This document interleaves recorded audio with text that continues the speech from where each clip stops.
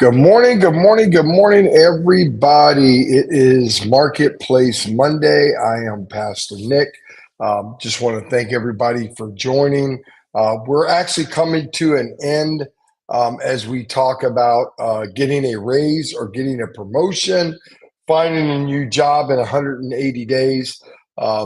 We've been kind of going through a step by step process of trying to help you get there, help you understand some of the dynamics that are involved. Again, whether it's at your current job, whether it's you just planning for your future, whether it's about you just understanding how to go about accomplishing these things. I think it's very important that we always are in a place of continued education, especially when it comes to the marketplace, because the marketplace it's an ever evolving, changing, and maturing place. It's all things are always changing, things are always different, so it's always good to know how to have resources and how to educate ourselves and how to present the best of who we are when we're talking to people. So I'm on point number 8, and I was going to try to finish today, but as I started studying it this morning, I got negotiate effectively, which is what we're going to be talking about today, and then I got follow up. And I tried to think about getting those into one today, but I can't. So what I'm going to do is I'm going to just handle negotiating today, because as I dug more and more into it, there's a lot there we got to talk about. And then I'll cover follow up and a really thorough recap on our last show. So far, we've covered document and set clear expectations and objectives. That was number 1. Then we talked about enhancing your skill set, right? Upgrading your skills through courses, workshops, training, etc., right?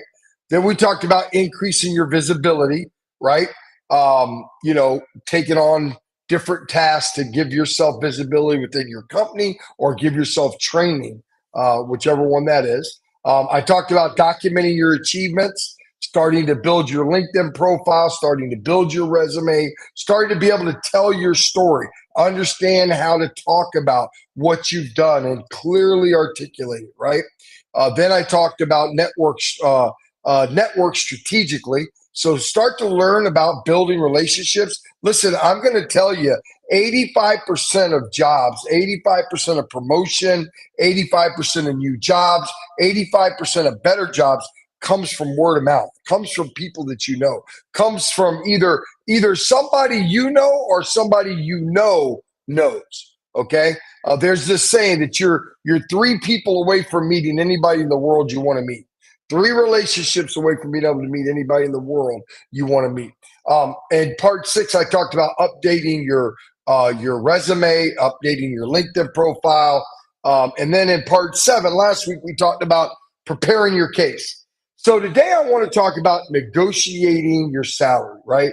Negotiating this raise, being effective in it. And I want to talk to you about things that you need to consider, because a lot of times, especially when you're coming from a place of just being a salaried worker or an hourly worker, to go into work for a real company, a company that has benefits, that has perks, you got to know how to negotiate these things differently in these steps. And listen, just because you're with a company, and that's another thing, you got to understand the first thing you got to do when it comes to negotiating your salary effectively, the number one thing that you got to do is you got to research, and you got to understand what is the industry standard for that industry that you're in and what you're doing. Don't get mad at your job because they don't offer health benefits. Nobody in that particular industry offers health benefits, right? So instead of offering health benefits, maybe they give you this benefit, right? So different jobs have different benefits. And just because you grow up and other things become more important to you now that maybe your job doesn't offer, doesn't mean that your job was a bad place or they did you wrong, or, man, I worked all these years and, man, I listened to Pastor Nick and nobody's never gave me that stuff. They've been cheating me. Nobody's been cheating you. You get what you negotiate, not what you deserve. Just remember that, right? So the first thing you need to do is you need to research the particular industry you're in or the industry that you want to go to. Understand what are the industry standards. Gather information. Understand what are the different positions and what are the different pay bands or pay ranges, right? Understand the company. What are the benefits that the company offers, right? What different kinds of benefits do the company offer, right? Every company offers different benefits. And that's why I wanted to take some time to talk about this today. Even something like health insurance. Do you guys offer health insurance? Yes. Watch this. Watch this. Watch this. Watch this. I'm going to do something. Watch this. Everybody on here, if your company offers health insurance, put yes in the comments. If they don't offer health insurance, put no. The company you currently work for, do they offer health insurance? Yes or no? Put it in there. This is just a little example. Yes or no? Put it in there. Does your company that you currently work for offer health insurance? Okay. All right, great. Now, for everybody in there that put yes, I want you to answer this question for me. If you were to have a major hospital event happen where you had to go into the hospital for 1 week, do you know within $1,000 how much money it would cost you out of your pocket? Do you know the answer to that? Yes or no? Be careful if you put yes in there because I might call you right after the call.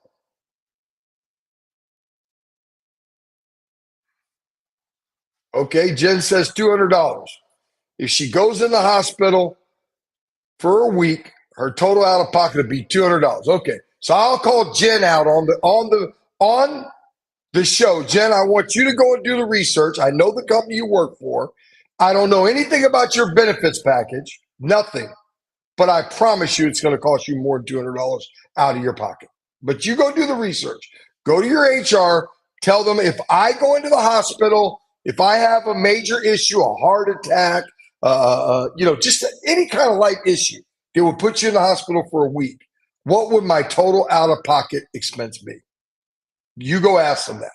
This is what I'm talking about. When it comes to benefits, benefits are very tricky because a lot of people don't understand their benefits. Most companies offer you benefit packages and they give you these different choices to make. And a lot of times we think because they offer us benefits, it's a big benefit. Give you an example. Let's just look at salary alone. Let's say you're a $50,000 to $70,000 worker. That's the medium income, right? Good benefits at a $50,000 worker could move your total compensation from $50,000 to $83,000. $50,000 to $83,000. Bad benefits could move your compensation from $50,000 to $54,000.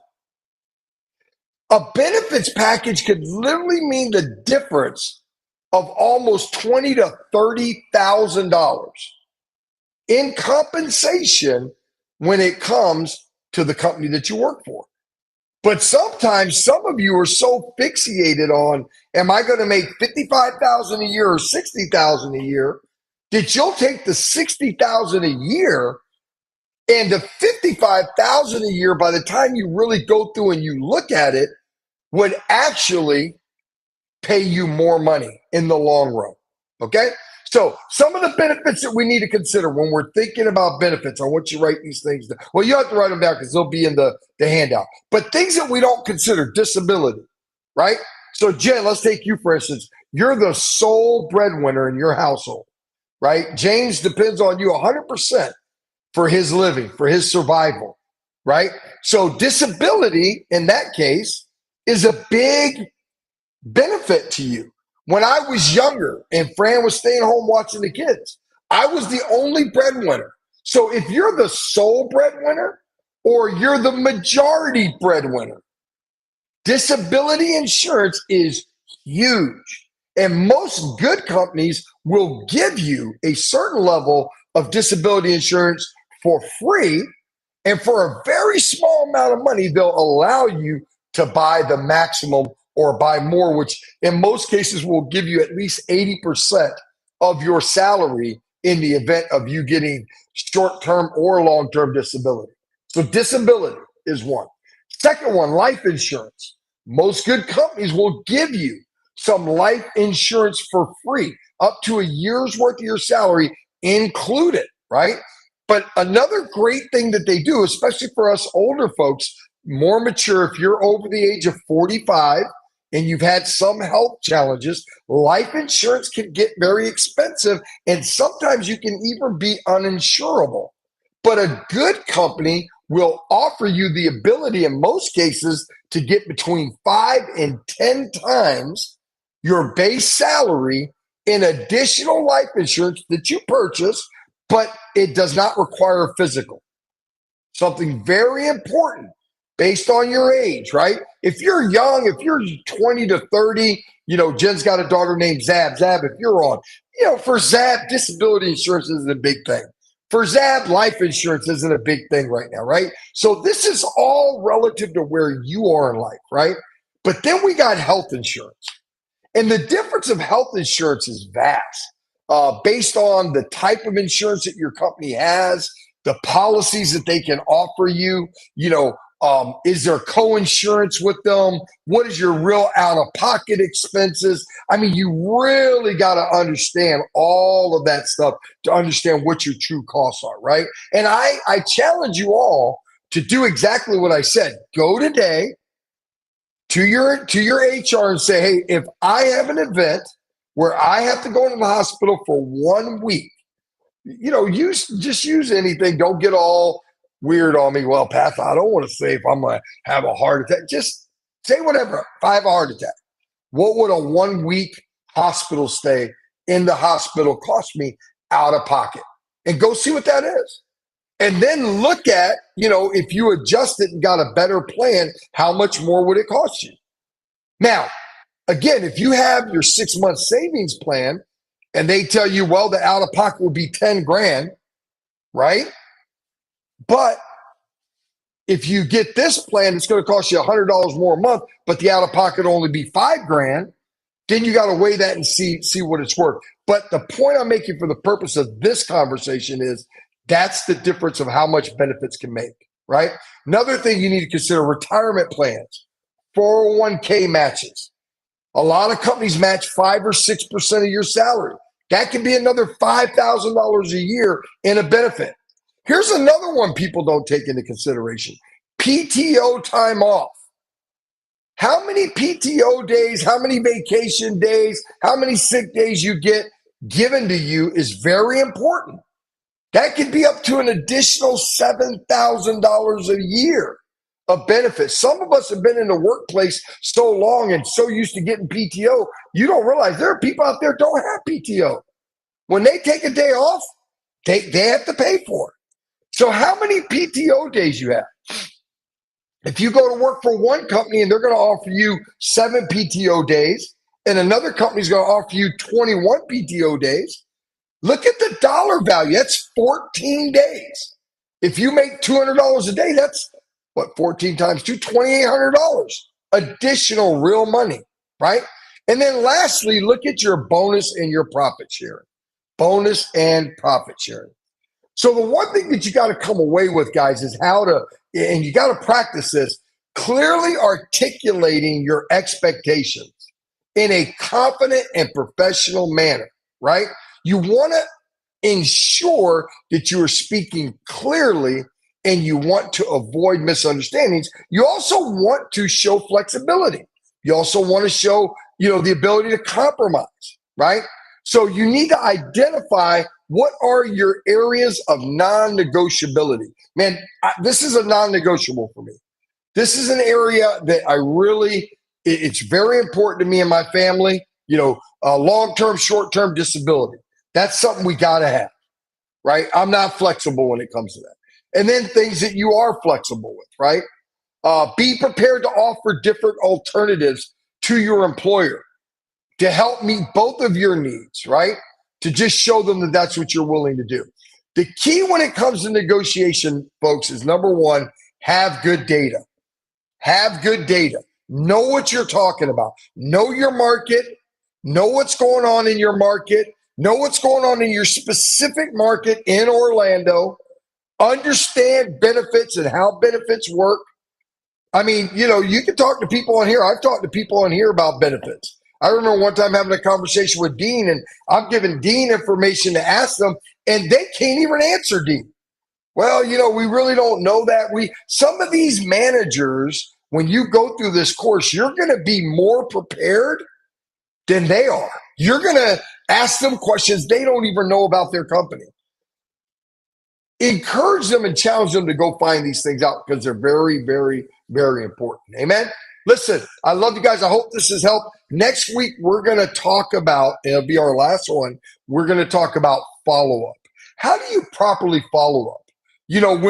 How many calls is too many calls? How many emails are too many emails? What do you do when a guy ghosts you or a girl ghosts you? What does ghost mean? They're not now. All of a sudden, they were talking to you, and now they're not even responding to you. So what do you do when you're being ghosted? I want to talk through that. I want to then recap everything that we've done, give you the ability to download this. And listen, I believe, God, that if you go through this course, you take these, study them, use them to improve yourself, it'll definitely make you better at what you're doing. Amen.